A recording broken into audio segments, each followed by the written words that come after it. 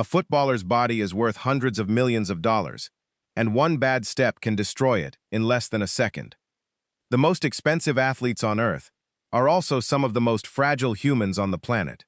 They sprint, twist, and crash into each other for 90 minutes straight, and their bodies break in ways most people have never even heard of. By the end of this video, you'll understand every major football injury, why each one happens, and which single injury is so feared it has ended more careers than any other in the sport. Some take 3 weeks to heal. One of them can take a year. Let's get into it. Let's start with the most common injury in all of football, the hamstring strain. Your hamstring is the muscle running down the back of your thigh. Footballers use it every single time they sprint, and footballers sprint a lot, up to 250 times per match. Now imagine pulling the same rubber band 250 times in 90 minutes. Eventually something tears. That's a hamstring strain. It usually puts a player out for 2 to 6 weeks. The frustrating part? It comes back. Once you tear a hamstring, you're more likely to tear it again. That's why some players spend half their season in and out of the lineup. Football fans call them injury-prone. Their hamstrings just call them Tuesday. Now the king, the injury every footballer fears, the ACL tear. ACL stands for anterior cruciate ligament. It's a small band of tissue inside your knee that holds the joint together. When a player twists their knee while planting their foot, the ACL can snap. And when it snaps, you can sometimes hear it across the entire stadium. An ACL tear puts a player out for 9 to 12 months. That's almost an entire season. Gone. Some players come back stronger. Some never come back the same. And here's the wildest part. There are no tackles involved in most ACL tears. The player just plants their foot wrong. That's it. One bad step. Career path changed forever. It's the single most feared injury in football, and it's why you'll see players limping off in tears, even when nobody touched them. Next up, the metatarsal break.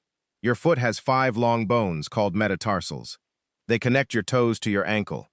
When a player gets stomped on, kicked, or lands awkwardly, one of these bones can snap clean in half. This injury became famous in England because Wayne Rooney broke his right before the 2006 World Cup. David Beckham broke his too. Neymar broke his before the 2018 World Cup. Some fans call it the World Cup curse because it always seems to happen at the worst possible time. It takes 6 to 12 weeks to heal, and here's the part that should make you wince.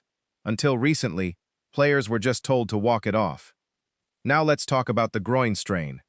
The groin is the muscle on the inside of your upper thigh. Footballers use it every time they kick, every time they change direction, every time they make a long pass. When it gets overused, it strains. When it strains, it hurts. A lot. Some players try to play through it. They almost never should. Untreated groin injuries turn into surgical operations, and a groin operation puts you out for months. Quick rest, 2 weeks. Ignored, 6 months. Footballers learn this the hard way. Now a sneaky one. The ankle sprain. Your ankle is full of small ligaments that hold the joint together. When you land on someone's foot or twist suddenly, those ligaments stretch. Mild sprain, you're back in days. Bad sprain, you're out for weeks. It's the most common joint injury in football because every player is constantly running, planting, and getting tackled. Here's the surprising part. Some players sprain their ankles dozens of times a year and still play. Their ankles look normal on the outside. Underneath, they're a mess. Time to talk about a brutal one, the Achilles tendon rupture. The Achilles is the thick rope of tissue connecting your calf to your heel. It allows you to push off when you sprint. When it snaps, players say it feels like someone kicked them from behind. They turn around expecting to see an opponent. Nobody's there. That's the tendon. The recovery is brutal. 6 to 12 months. Some players never regain their old speed. And here's the wild part. This injury usually strikes players in their late 20s and early 30s, which is why so many superstars seem to suddenly slow down at age 30. It's not age, it's their Achilles. Now the injury football used to ignore. Concussion. A concussion happens when the brain gets shaken inside the skull. In football, it usually happens from heading the ball or clashing heads with another player. Until very recently, players who got concussed were just sent back onto the field. Today, leagues finally use concussion protocols.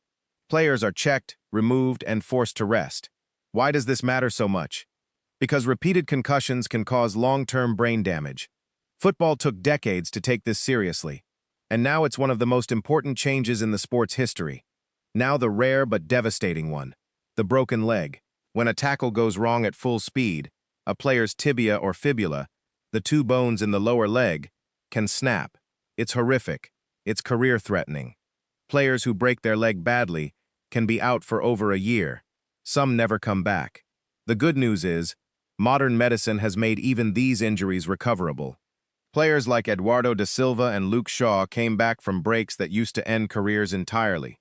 And finally, the comic relief of football injuries. The cramp. A cramp is when a muscle suddenly tightens and refuses to relax. It usually hits players in the late minutes of a match because they're dehydrated and exhausted. You'll see them drop to the ground, grab their leg, and roll around like they got shot. 5 minutes later, they're sprinting again. Cramps look dramatic. They're actually the least serious injury in football. Just water, salt, and a stretch. Quick recap.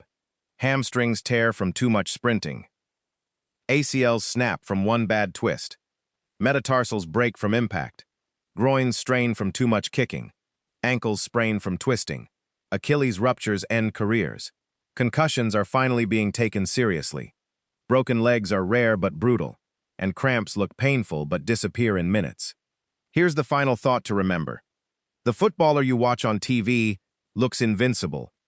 Their bodies are works of art, but underneath, they're held together by ligaments thinner than a phone charger, muscles that fire 250 times per match, and a single tendon that could snap on any sprint.